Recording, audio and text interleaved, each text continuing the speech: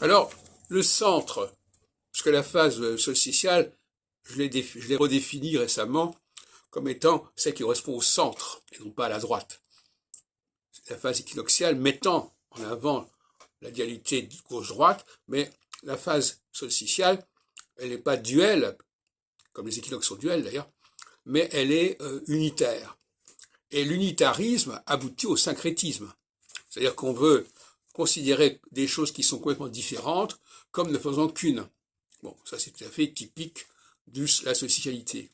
Et donc, dans une phase solsticiale, il faut s'attendre à des tentatives de syncrétisation des différences, des oppositions, et c'est ce qu'on fait à plusieurs reprises au cours de la Ve République, du général de Gaulle à Emmanuel Macron, en passant d'ailleurs aussi par Giscard d'Estaing d'une certaine manière, qui disait que la France se gouverne au centre, etc., etc. Donc, et puis alors il y a aussi la question des cohabitations.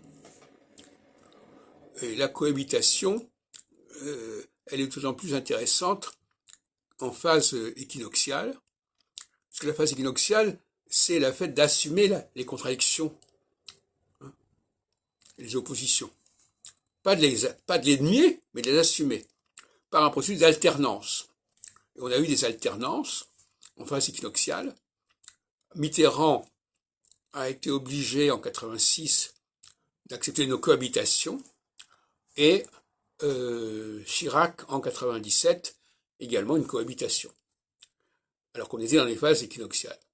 Mais ça, c'est le jeu équinoxial, à savoir que les deux forces se mesurent, sont de puissance comparable, alors que en phase solsticiale, comme on l'a vu avec Macron, ces forces s'affaiblissent et c'est le processus central qui l'emporte.